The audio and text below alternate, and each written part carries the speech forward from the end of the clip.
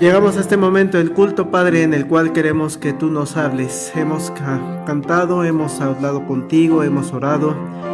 Pero, Padre, ahora queremos que tu palabra sea la que tome el centro del culto, Padre Santo, y que yo solamente sea un instrumento para exponer lo que tú quieres para tu iglesia. Gracias te doy por este privilegio en el nombre de Jesús. Amén. Estamos a punto de terminar el año. Hoy es el último domingo del año. Es el último sermón dominical sobre los profetas. Todavía nos falta uno, el del próximo miércoles 31. También hablaremos de un profeta, el profeta Zacarías. Pero en dominical, pues terminamos con esta serie de sermones que hemos basado en los profetas. 2 meses hemos estado trabajando en ellos. Hemos tomado algunos de los profetas menores, no todos, son 12. Hemos hablado de unos 4 más o menos. En otras ocasiones, en otros cultos, también hemos hablado de profetas menores. Y también hemos tomado algunos pasajes de los profetas mayores. Pero nos enfocamos mucho en la parte que habla sobre el Señor Jesucristo. En todo el mes de diciembre hemos estado platicando de esas profecías que vienen en los profetas mayores sobre Jesucristo. Y hoy vamos a basar en uno de los profetas mayores. Recuerden que se llaman mayores porque son muy largos, no porque sean más importantes o menos importantes, sino son muchos capítulos. Vamos a basar el estudio en el libro del profeta Ezequiel. Ezequiel nos da un contexto de quién es él. Es uno de los profetas que sí se presenta. Si tienen abierta su Biblia, en Ezequiel capítulo 1, versículos 1 al 3, nos da todo ese contexto que necesitamos para poder hablar de él. Dice: aconteció en el año 30, en el mes 4, a los 5 días del mes, que estando yo en medio de los cautivos, junto al río Quebar, los cielos se abrieron y vi visiones de Dios. En el 5º año de la deportación del rey Joaquín, a los 5 días del mes, vino palabra de Jehová al sacerdote Ezequiel, hijo de Buzi, en la tierra de los caldeos, junto al río Quebar. Vino allí sobre él la mano de Jehová. Podemos ver, hermanos, que hay varias características que nos dice Ezequiel de él mismo. Por ejemplo, él está diciendo que él es sacerdote. Al sacerdote Ezequiel, hijo de Buzi. Es un sacerdote, pero tiene una característica especial este sacerdocio, porque están hablando ahora que está en la época de rey Joaquín. ¿Y qué pasa en esta época, hermanos? El templo está siendo asediado. No se están haciendo las prácticas cotidianas del sacerdocio para esa época. Y además, ya empieza a ocurrir un evento que es enormemente doloroso para el pueblo de Israel, para el pueblo de Judá. Empieza a ser deportada la gente. ¿Qué es eso de deportada? Sacada de la ciudad, llevada a otro pueblo. Ahora que visitaba el Museo de Memoria y Tolerancia, hablaban de la deportación de los judíos. Como vivían tranquilos en Polonia, los subían a trenes para llevarlos deportados a los campos de concentración. Es más o menos lo que está ocurriendo ahí. En la época del rey Joaquín hay parte de las personas que han sido deportadas, han sido sacadas de la ciudad, sacadas de su tierra para ir a vivir a otra tierra que no les correspondía, que no las conocían, que tienen otras tradiciones, otras culturas. En concreto menciona la palabra en tierra de los caldeos. ¿Quiénes son los caldeos? Babilonia.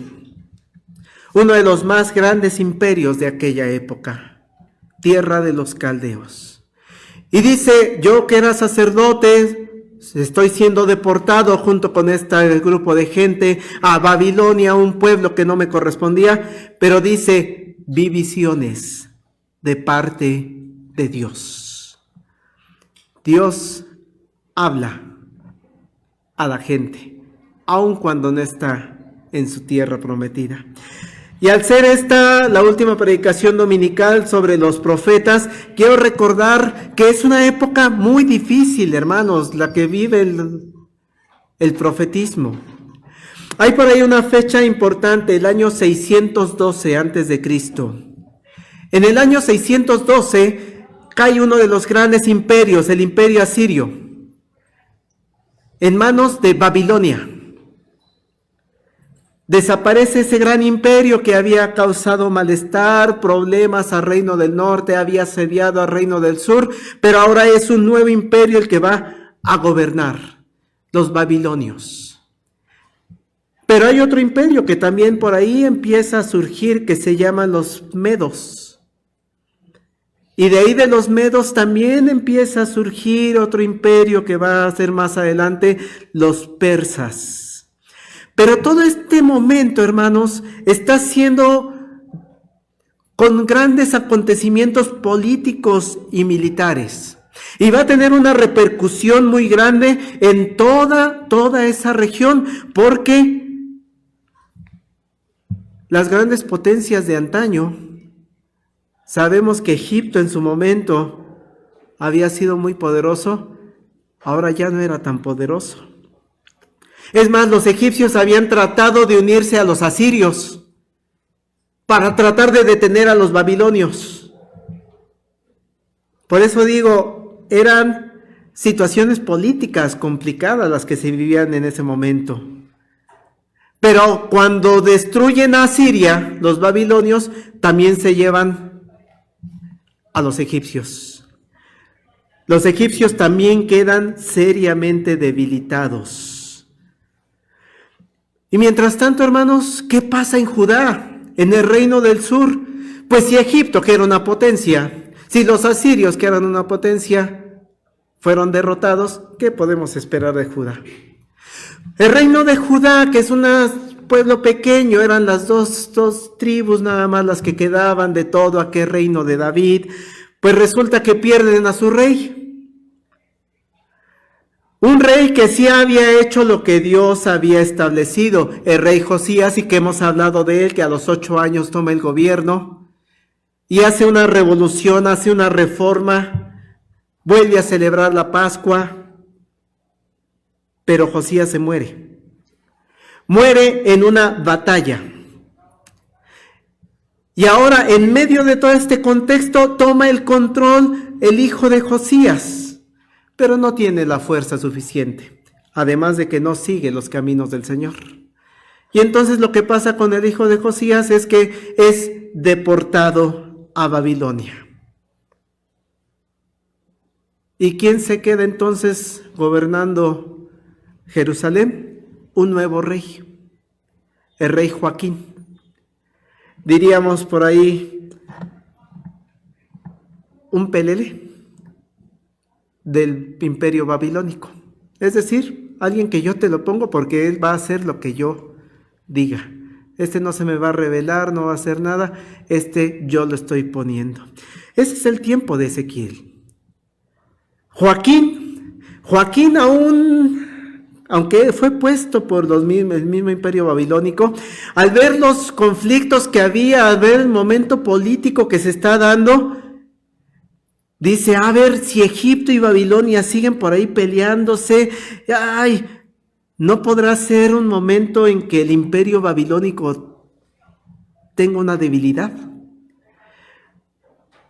Voy a tratar de hacerme, como dicen popularmente, de la vista gorda.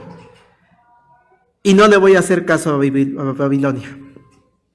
No le voy a pagar sus impuestos, su tributo a Nabucodonosor, el rey de Babilonia. Eso hace Joaquín.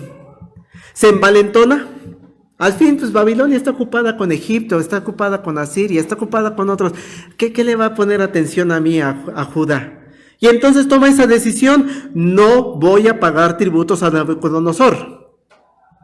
La respuesta de Nabucodonosor, se enoja. Y entonces, como se enoja, ahora sí me vas a disculpar, pero te voy a invadir y te voy a sacar de tu tierra. El ejército babilonio va a sitiar la ciudad, y la descripción que hacen los profetas y que se hace en los libros de Crónicas y de Reyes es atroz de cómo ocurre todo ese sitiado de la ciudad de Jerusalén. Joaquín muere. Y entonces entra al nuevo gobierno su hijo Jeconías. Pero ya, Jeconías ya es un rey totalmente debilitado, un rey totalmente sin absolutamente ninguna fuerza política, religiosa, económica, militar.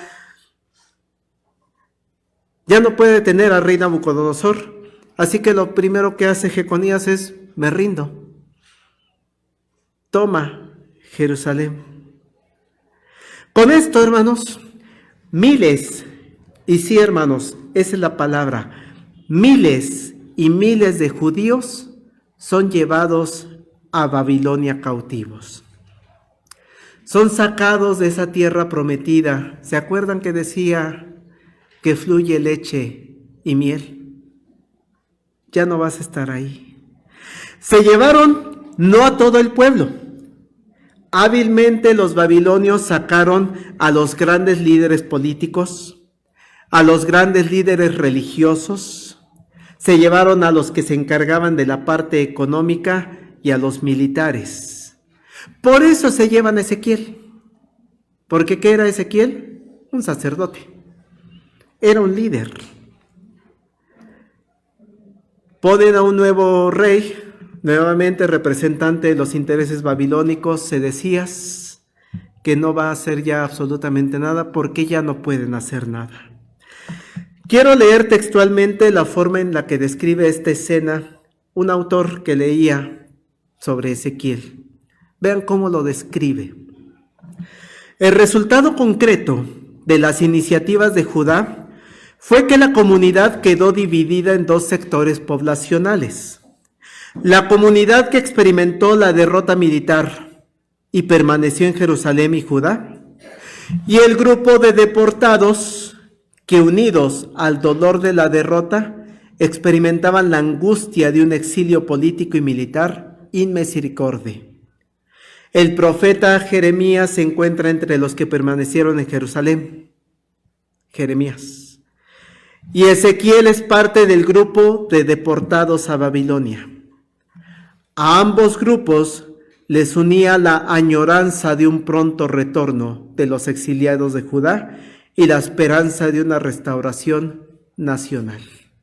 Vean qué párrafo tan interesante, ¿no? Porque sí es cierto, se quedan unos en la ciudad y ahí se queda Jeremías como el profeta. Ezequiel se va con los exiliados y recibe mensaje, recibe visión. Pero dice el párrafo, estaban con la añoranza de un posible retorno a Judá. Qué feo, qué fea situación. Y es entonces en donde llegamos al capítulo 2 del libro de Ezequiel, que es el que hemos dado lectura el día de hoy. Porque ¿qué ve Ezequiel en esa deportación? Recuerden, no está en Jerusalén, está fuera, está en Babilonia, está exiliado, está fuera de su tierra. ¿Qué es lo que ve? Y para eso tengo que empezar desde el último versículo del capítulo 1. Si se fijan en el versículo 28, ahí ocurre un detalle interesante, porque algunos lo ponen como, ese versículo 28 en nuestras Biblias, lo ponen como el primer versículo del capítulo 2, y hay otros que lo ponen como último capítulo del capítulo 1. Entonces es dudoso el lugar exacto que le corresponde. Pero vean lo que dice la segunda parte del 28. Esta fue la visión de la semejanza de la gloria de Jehová. Y cuando yo la vi, me postré sobre mi rostro y oí la voz de uno que hablaba. Me dijo, hijo de hombre, ponte sobre tus pies y hablaré contigo. Es Dios mismo el que está hablando. Ahí en el exilio, fuera de tu tierra, en medio de esa añoranza de regresar a tu tierra prometida, ahí habla. Y esa es primera enseñanza, hermano, para esta mañana. Aún en el exilio que te sientas, aún en el exilio, en las preocupaciones, en la angustia que tengas, aun cuando el pueblo de Dios esté pasando problemas graves, aun cuando tu hermana o tu hermano estés pasando por tristeza, por depresión, aun cuando estamos viviendo tal vez momentos difíciles en nuestra vida, ¿qué crees? Dios te habla. Esta fue la visión de la semejanza de la gloria de Jehová. Cuando yo la vi, me postré sobre mi rostro y oí la voz de uno que hablaba. Me dijo, hijo de hombre, ponte sobre tus pies y hablaré contigo. Cuando Ezequiel habló, hermanos, y lo hizo a través de una visión. Pero, hermanos, Dios sigue hablando a su iglesia. Dios nos habla de manera cotidiana. No, hermano, no es con visiones. No es de esta forma que se describe con esos grandes profetas, porque en esos tiempos hablaba así Dios con ellos directamente. ¿Cómo le habla a usted, hermano, en la iglesia actual? A través de la Biblia. Hermana, hermano, es que quiero saber qué quiere Dios de mí. Abra su Biblia. Lea la Biblia. Medite en la Biblia. Vean, es diferente. Podemos estudiar la Biblia y podemos meternos al seminario y ver que si el hebreo y que si el griego y que si la exégesis y la hermenéutica y tantos conceptos para poder estudiar la Escritura que son importantes, sí. Pero ¿podré yo como teólogo profundizar en todas esas materias? Pero lo importante también es que medite en la Biblia, haciendo a un lado todos esos escritos, todos esos análisis. ¿Qué me está diciendo Dios a mí? Eso es meditar en la Escritura. Que abras tú tu Biblia y que leas y digas, este versículo me está diciendo algo a mí. Es Dios hablándome. Como lo dice aquí, hijo de hombre, ponte sobre tus pies y hablaré contigo. Dios habla, hermanos.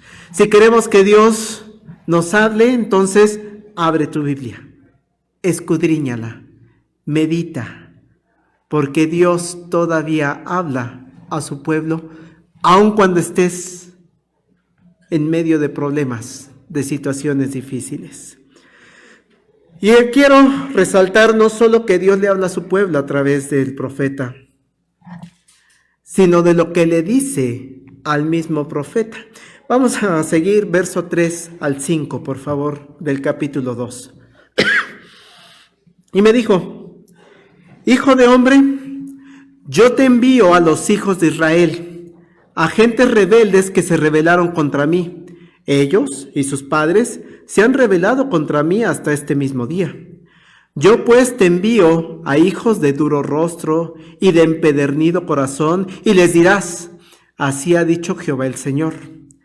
¿Acaso ellos escuchen? Pero si no escucharen, porque son una casa rebelde, siempre conocerán que hubo profeta entre ellos.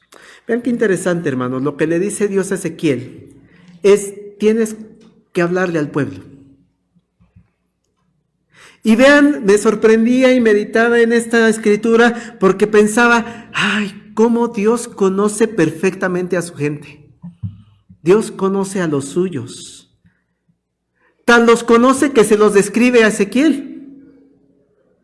Le dice: mira, vas a ir a hablar con el pueblo que está en el exilio, porque para los que están en la ciudad, ahí tengo otro profeta. No, tú vas a ser el encargado de irle a hablar al pueblo que está en el exilio. Pero ¿qué crees?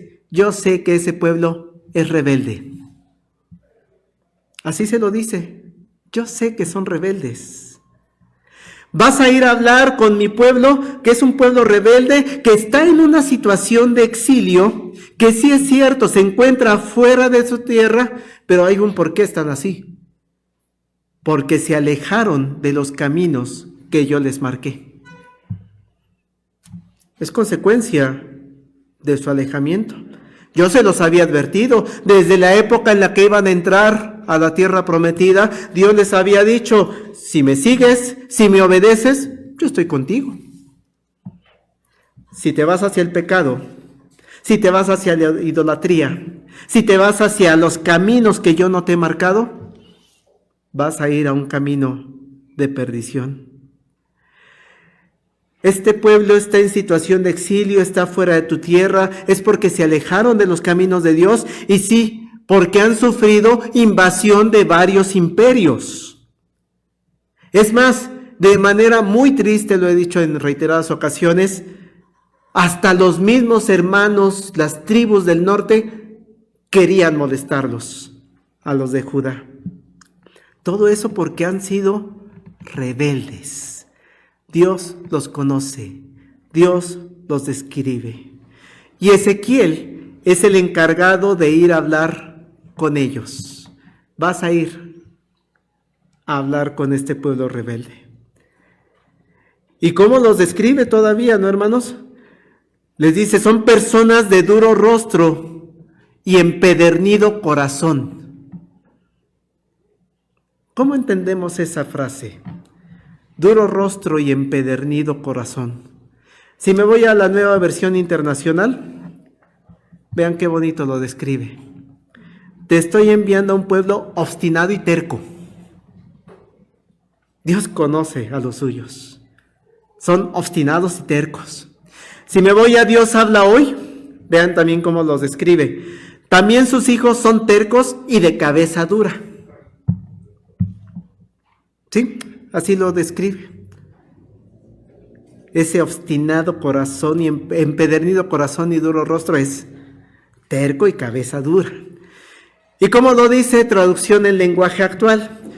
Tú, Ezequiel, llevarás de mi parte un mensaje a los israelitas. Son un pueblo muy desobediente. Se parecen a las naciones que no confían en mí. Tanto sus antepasados como ellos y sus hijos son muy rebeldes, necios e incorregibles. Hasta el día de hoy son así. Hermanos, Dios conoce a los suyos. No podemos esconder absolutamente nada de nuestro Dios. Y entonces la pregunta también sería: ¿y cómo soy yo? ¿Me conoce Dios también? ¿Cómo me describiría Dios? Ay, pastor Marcos, Es rebelde, es cabeza dura, es necio, es terco, podría entrar en esa descripción. Y Dios le dice a Ezequiel que hay probabilidad que, dadas estas características, yo sé, Ezequiel, que te voy a mandar a que platiques con ellos. Les vas a llevar un mensaje, pero yo sé qué va a pasar. No te van a escuchar. Yo lo sé, no te van a escuchar. ¿Por qué? Porque son rebeldes, porque son tercos, son cabeza dura. No te van a escuchar. De una vez te aviso. Antes de que se vaya Ezequiel, ya sabe, que no lo van a escuchar. Pero vean qué importante, es la obligación del profeta ir. Tiene que obedecer a Dios. Recordamos por ahí a un profeta que se negaba, ¿no? No, es que yo no quiero ir, y se lo come un pez. Porque no quería. Así que Dios está mandando al profeta Ezequiel. Pero no me van a escuchar. No importa, tienes que ir. ¿Cuán importante es esa frase final? Porque son una casa rebelde, siempre conocerán que hubo profeta entre ellos. Así que no van a tener pretexto de que después anden diciendo, pues es que a nosotros nadie nos dijo nada. ¿Cómo que no? Les mandé un profeta. Ezequiel tenía que ir, hermano. Y esa es la segunda enseñanza del día de hoy. Porque Dios está mandando a su iglesia a predicar el evangelio. En la época actual ese es nuestro trabajo. Eso es lo que nos mandó nuestro rey. Id por todo el mundo y predicar el evangelio. Ve por todo el mundo y cuéntale a la gente acerca de Dios. Cuéntale acerca de un plan de salvación. Cuéntale a la gente que tiene necesidad de acercarse a Dios. Pero también, hermanos, tienes que contarle que hay necesidad de que se arrepientan, que se reconozcan como pecadores, que están fallándole a Dios. Hay que ir por el mundo y decirle a la gente que necesitan de Dios. Y que solamente a través de Cristo, de Jesús, de ese niño nacido en Belén, que fue crucificado, muerto y resucitado, solamente a través de Él podemos alcanzar salvación de nuestras almas. Y Dios nos está diciendo, tienes que ir, Así como fue Ezequiel mandado, con un pueblo rebelde, en medio de un país y un mundo con problemas, Dios nos está diciendo, Iglesia Getsemaní, hay que ir al mundo a predicar. Hay personas que están lejos de la tierra prometida en la época actual. Hay personas que quieren paz en su vida. Hay personas que nos rodean y que dicen, quiero estabilidad espiritual. Hay personas que nos han dicho, quiero saber más de Dios. A ellos háblales. Diles. También, hermanos, reconocemos, hay personas allá afuera a las que les vamos a hablar y que son necias, son tercas. Yo sé que varios de nosotros de repente ya ni queremos abrir cuando tocan los de cierta secta, ¿no? De los testigos de Jehová. Porque les preguntas, porque les dices, los cuestionas y no cambian. No están en disposición de escuchar. Quieren seguir fuera de los caminos de Dios. Yo sé que allá afuera, hermanos, nos vamos a encontrar a personas agnósticas, ateas, que quieren seguir fuera de los caminos de Dios. Es más, allá afuera hay personas que se creen más sabias que Dios y que no están dispuestas a escuchar la palabra de Dios. Pero ahí nos manda Dios, Ahí nos manda. La palabra de Dios es clara. Y me dijo, hijo de hombre, yo te envío a los hijos de Israel. Así lo dice el verso 3. Hijo de hombre, yo te envío a los hijos de Israel. Así que si usted, hermana o hermano, se encuentra en medio de una familia que tal vez podríamos describir como dura, terca, O tal vez, hermano, usted trabaja en una oficina, en un laboratorio, en un taller, en un negocio, o tienes compañeros de tu escuela que son de mente obstinada y rebelde. De cualquier manera, Dios te está mandando: yo te envío a los hijos de Israel. En ese lugar, hermano, en el lugar donde tú te encuentras, en el lugar de tu familia, en el lugar de tu negocio, en el lugar de tu oficina, tú debes mostrar que se puede ser diferente. Tú debes mostrar que aun cuando tú también tienes problemas, aun cuando tú también vives en un exilio, en una serie de situaciones difíciles, le debes mostrar cuánto amas a Dios. Y lo vas a mostrar no solamente con palabras, sino con todo lo que haces en tu vida. Muchas veces, hermanos, no sé si les ha pasado, nos preguntan, y hay hasta quienes nos critican: ay, ¿por qué te la pasas todo el domingo en la iglesia? Eso no es normal. Ay, ¿no puedes faltar un día a la iglesia? Bueno, yo no, porque soy el pastor. Pero seguramente les han preguntado, ¿no? ¿Y no puedes faltar ni un solo día? Ese es el momento en el que le puedes decir: no, porque amo a Dios de todo mi corazón, con todas mis fuerzas, con toda mi alma. Porque amo ir a la casa de mi Dios a adorarle. Que cuando los invitamos a integrarse a un estudio bíblico, a venir al culto de adoración, la gente que nos rodea vea que lo hacemos no nada más por el miedo. Ay, ¿por qué vas todos los domingos a la iglesia? Ay, pues si Dios te va a castigar.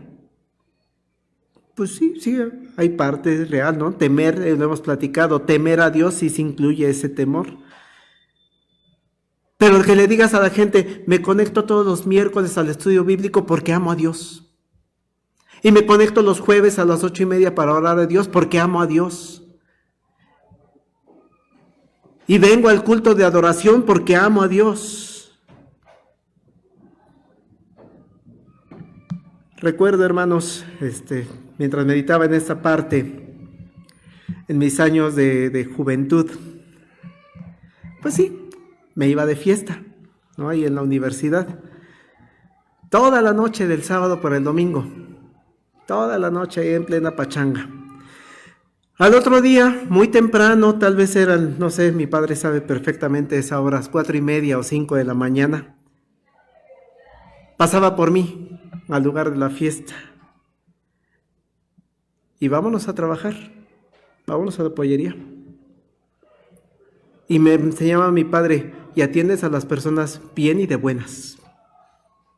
Pero es que estoy desvelado, es que estoy cansado, es que tengo mucho sueño. Sí, pero atiendes a la gente no le interesa si te quedaste toda la noche dormida. Ok, pues esa es enseñanza de mi padre, ¿no? Y qué bueno. Lo que les sorprendía a mis compañeros, cuando yo les decía, llegaba de la pollería a bañarme, a cambiarme, para las 10 de la mañana, 9 de la mañana, irme a la iglesia. Eso era lo que quería hacer, irme a la iglesia. ¿Todo desvelado? Sí, todo desvelado.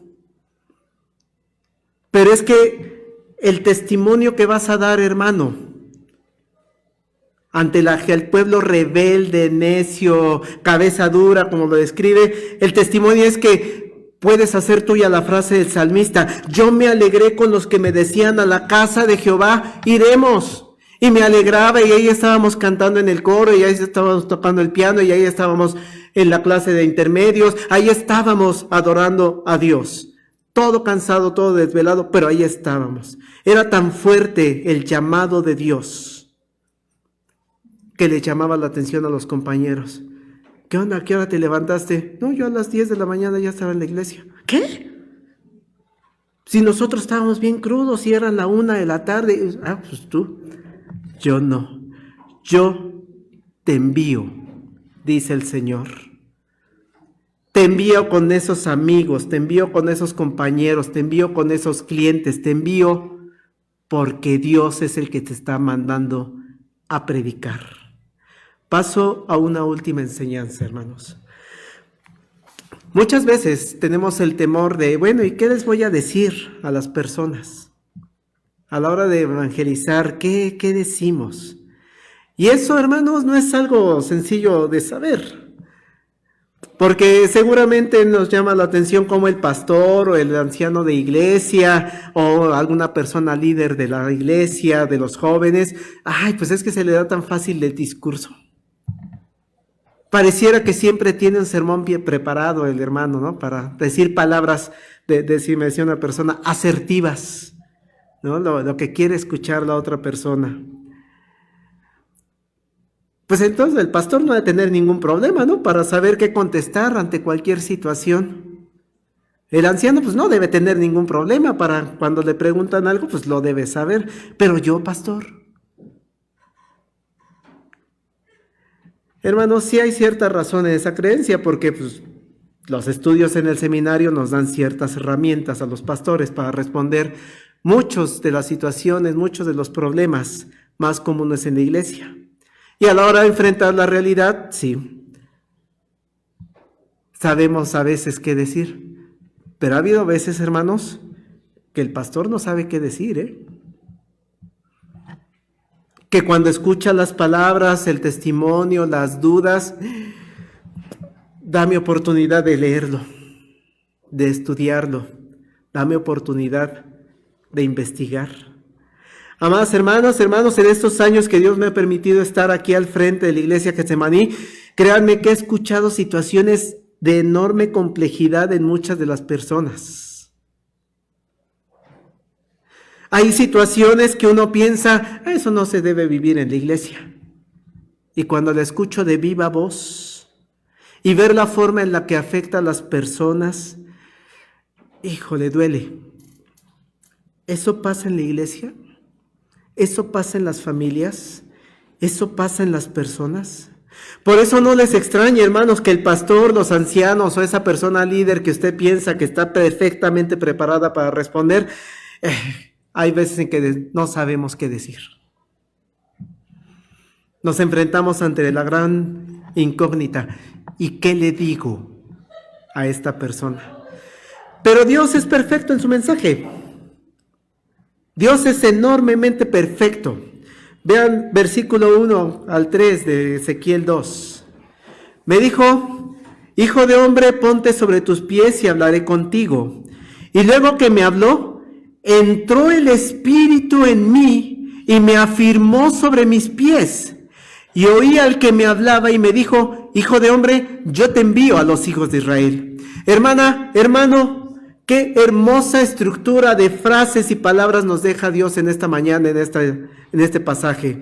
Primero es, Dios te habla aunque andas en el exilio.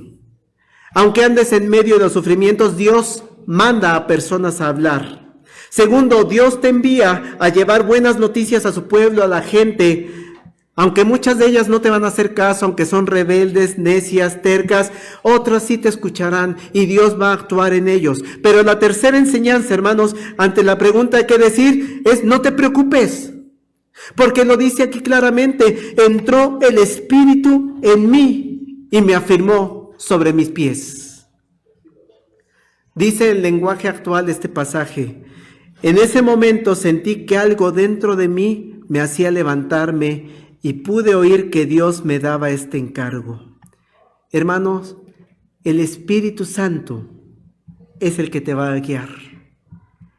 El Espíritu Santo es el que entró en Ezequiel y le dio las palabras que tenía que decir. El Espíritu Santo, hermanos, vive dentro de ti. Así lo describe el apóstol Pablo en varias ocasiones. ¿O ignoráis que vuestro cuerpo es templo del Espíritu Santo, el cual está en vosotros, el cual tenéis de Dios y que no sois vuestros? Tu cuerpo es templo del Espíritu Santo. Lo dice en 1 Corintios 3:16, ¿no sabéis que sois templo de Dios y que el Espíritu de Dios mora en vosotros? Por eso confía en Dios, confía en el Espíritu Santo. Él es el que te va a guiar, te va a dar las palabras adecuadas. Lo reitera en otros pasajes. Juan 14:26 dice, mas el Consolador, el Espíritu Santo, a quien el Padre enviará en mi nombre, Él os enseñará todas las cosas y os recordará todo lo que yo os he dicho. Así que no te preocupes, ¿qué vas a decir? Alguna de las clases de estudio bíblico que hayas entrado, alguna clase que tomaste de niño, algún estudio de la escuela de formación cristiana, en ese momento el Espíritu Santo te va a decir, dile esto. Dile esto, el Espíritu Santo al quien Padre enviará en mi nombre, Él os enseñará todas las cosas y os recordará todo lo que yo os he dicho. También lo dice Mateo respecto al Espíritu Santo. Mateo 10, versículo 16 en adelante. He aquí yo te envío como ovejas en medio de lobos. Sed pues prudentes como serpientes y sencillos como palomas. Y guardaos de los hombres, porque os entregarán a los concilios y en sus sinagogas os azotarán, y aun ante gobernadores y reyes seréis llevados por causa de mí para testimonio a ellos y a los gentiles. Mas cuando os entreguen, no os preocupéis por cómo o qué hablaréis, porque en aquella hora os será dado lo que habéis de hablar, porque no sois vosotros los que habláis, sino el Espíritu de vuestro Padre que habla en vosotros. Y es sorprendente esto, hermanos.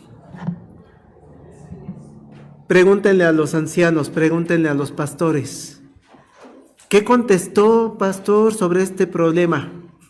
No tenía ni idea de qué contestar, sino el Espíritu de vuestro Padre que habla en vosotros. Así que gloria a Dios, hermanos, porque Ezequiel dice, fue lleno del Espíritu Santo. El Espíritu Santo entró en él y le animó a llevar el mensaje a un pueblo de Israel, en medio de momentos difíciles. Demos gloria a Dios porque el Espíritu Santo vive adentro de ti y te está mandando a un pueblo. Algunos duros de corazón, algunos otros sí son llamados por nuestro Dios. Gloria a Dios porque el Espíritu Santo sigue actuando en nuestras vidas. Él es el que te va perfeccionando. Él es el que te va diciendo, sigue este camino, ya te equivocaste, regrésate, es por acá. Gloria a Dios porque usted y yo tenemos al Espíritu Santo dentro de nosotros. El Espíritu obra en nuestras vidas. Él es el que nos enseña, Él es el que nos dirige, Él es el que nos enseña qué decir y qué hacer. Esa es la manera en la que llevamos el Evangelio al mundo. Así estamos concluyendo los domingos de 2025 con esta invitación a la iglesia Getsemaní. Escucha a Dios. Él te está hablando, Él te está enviando a llevar mensaje de salvación. Él entró a tu corazón, Él es el que te da la seguridad de tu salvación, Él es el que te da el valor para llevar el mensaje de las buenas noticias a todo el mundo. Por eso el título del mensaje era, yo te envío, dice Jehová. No lo dice el pastor, lo dice Jehová.